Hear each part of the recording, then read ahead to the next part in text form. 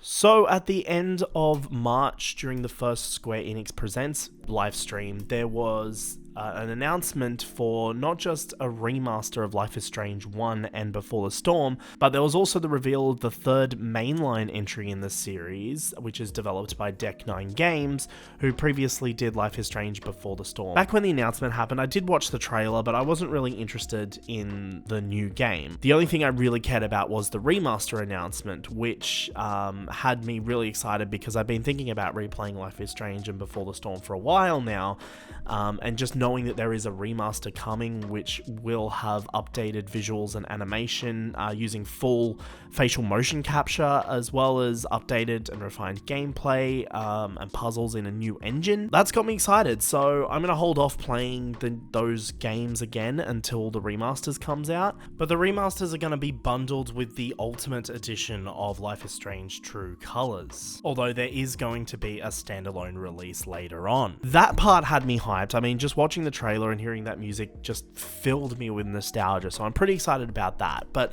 that's not really what this video is about. This video is about Life is Strange True Colors, the new game, and why this game has me interested in Life is Strange again. Basically, when I saw the trailer, I wasn't really interested in the new game. I did notice that Steph was in it, and I thought Steph was cool because she's a character that I did like in Before the Storm, so that did pique my interest a little bit, but it wasn't enough to want to play it. You know, originally I was planning on just watching a walkthrough, or like one of those video game movies, or just something to experience this new Life is Strange game without actually spending the money on it and buying it, because I love Steph, but Steph isn't enough of a reason for me to buy the game. I heard through some like Facebook groups and things that Steph was going to be getting her own DLC, and that the remasters were going to be bundled with the True Colors Ultimate Edition.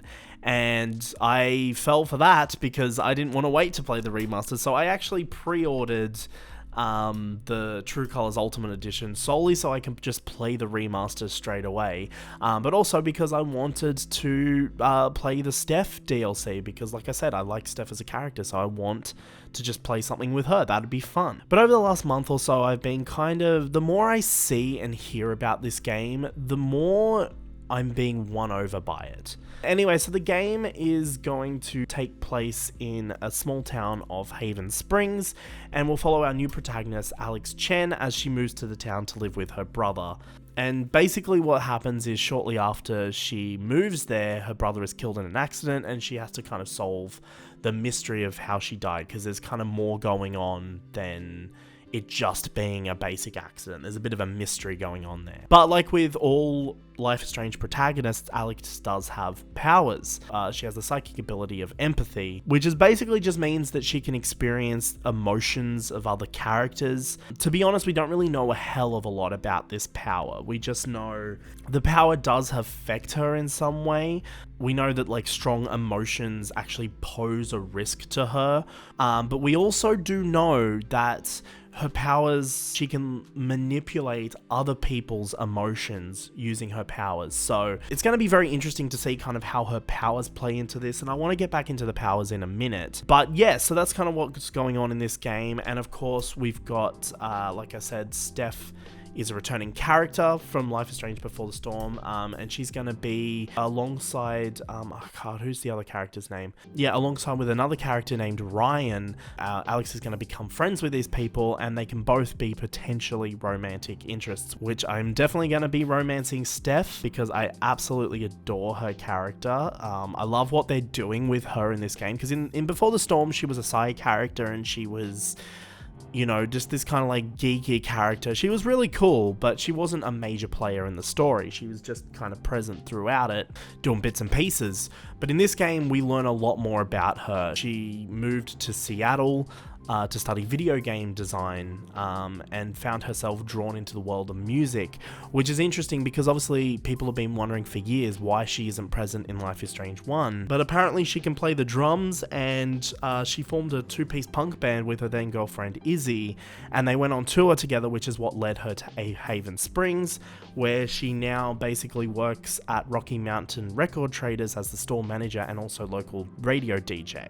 So her DLC, which is what I'm I'm really excited to play is going to be kind of dealing with that. It's called Wavelengths, and it's going to take place basically a year or so before the events of the main game. Another interesting thing that came to my attention about this game was the fact that it's not going to be an episodic release like the previous Life is Strange games. The game is still split into chapters though, as a replacement for that release schedule, but it's all going to be out at once. There's a couple of interesting little tidbits of information that have come out throughout all the little promo bits that they've been doing recently. Prior to actually looking into this, like once I started to gain a bit more interest into this game, I knew nothing about Alex as a character, and I didn't really care, to be honest. I just cared that Steph was in the game. But now, I know a lot more about her. I know a little bit more about her powers, but she's been in the foster care system. So, prior to this game, the reason why she's coming here is she wants to escape her past. And obviously being a Life is Strange game, her powers are kind of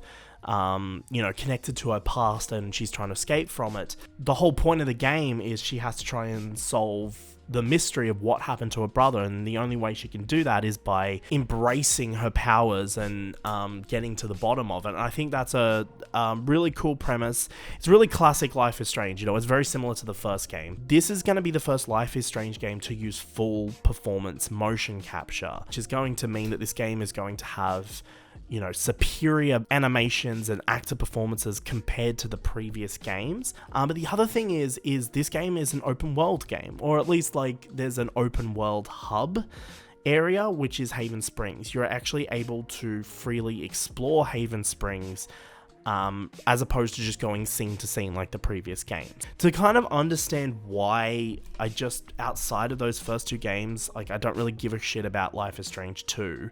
To understand why, we need to talk about the fact that Dontnod were the main developers of this franchise. So the problem with Dontnod is, if this was a Dontnod game, I probably wouldn't care. And the reason why is Life is Strange 2 was a massive letdown for me. And I don't want to harp on about Life is Strange 2 because that's not what this video is, but for me, it seems like Dontnod took the wrong message from the first Life is Strange game and its success, and they really failed to understand what made that game special. It's the characters and the setting, right? Life is Strange 2 looks like a Life is Strange game. It sounds like a Life is Strange game, but it doesn't feel like one. And obviously the game is technically better, of course. There's even better writing, there's better dialogue and stuff in those games. But the main characters, Sean and Daniel, just aren't anywhere near as compelling.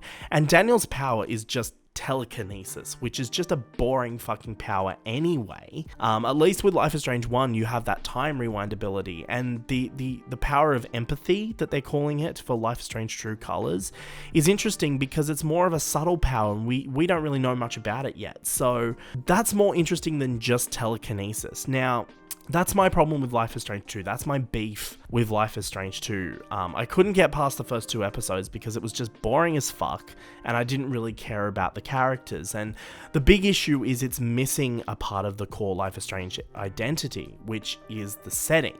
The setting is just as important as the story and the powers and the art style and the characters.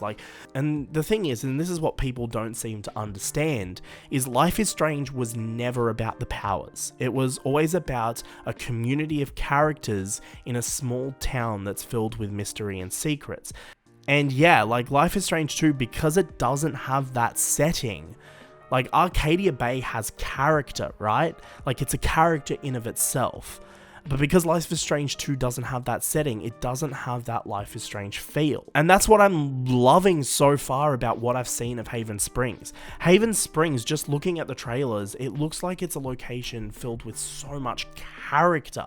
It's surrounded by mountains and lakes, and each area just feels alive. The buildings have a unique look to them. It's almost a small town stuck in time, which does give very similar vibes to Arcadia Bay. And the fact that you can freely explore this place means there's just going to be so much little detail and environmental storytelling happening, and I'm really excited for that. But the big thing I want to point out is the back to basics storyline. The idea of this small town shrouded in mystery that you have to solve. This is literally more of a sequel to Life is Strange 1 than Life is Strange 2 was. That's the thing about Deck Knight Games, is they literally made a Life is Strange game that doesn't have powers at all, and yet that feels like a Life is Strange game, and the reason why is because of that setting of Arcadia Bay and those characters. Deck 9 understand what Life is Strange is. They understand what it is at its core. Like, I actually have complete trust in Deck 9 to make a good Life is Strange game. And another part of Life is Strange's identity, and this is something that Life is Strange 2 does really well, I will say, is the soundtrack. And just based on what I've heard from the soundtrack of this game, we've got Nova Amor doing the soundtrack for this game, and there's also MXM Toon, who's also contributing to the soundtrack, but she's also Alex's singing voice in this game. And a little fun fact I love is, because when you go to the record store that Steph works at, you can actually listen to music, and it's very similar to the moments of calm you would have in the previous game. So there's a lot of things that are intriguing me about this game. This game definitely feels more like it fits with the Life is Strange identity than what Life is Strange 2 did. Like, I'm interested to seeing how this is going to play out, and because I've already pre-ordered it for the remasters, I'm definitely going to be playing it, and I was always going to play it, but now I might play it on release rather than play the remasters first like I was planning on doing. But yeah, there's definitely a lot of interesting stuff going on in this game, and I think there's going to be a really interesting character journey going on for Alex, and just this idea of this small town with all these characters that know each other. Like, everyone knows who Alex is before she even gets there, because Gabe has literally told everyone that Alex is coming. Obviously, we're not going to know what this game's going to be like until it comes out, but so far, everything is looking good. And yeah, if Deck 9 can nail the Life is Strange identity in this game, then I'm definitely on board and excited for future Life is Strange titles, especially if they're going to be made by Deck 9 moving forward.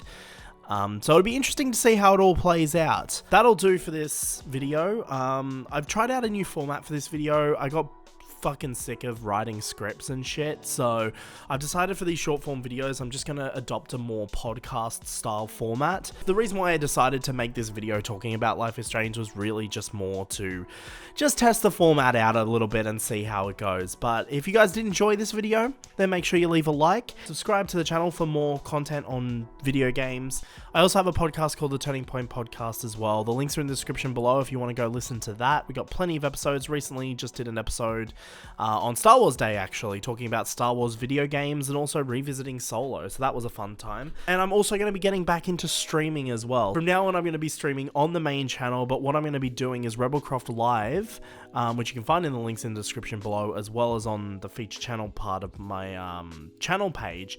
Is I'm going to be turning that into a VOD channel. So all the streams that I do will be on that channel after I've done them. So I'm going to stream here on this channel. The stream will be made unlisted, but it will be available in a playlist on the second channel. So if you want to check out some of my streams, you can do so there. And yeah, just keep an eye out. I'll be scheduling my streams ahead of time. So just keep an eye out. I can't wait to get back into that. But yeah, hopefully you guys enjoyed this new format. And of course, I'm still going to do scripted format for the Tomb Raider retrospective, so that's not going to change there.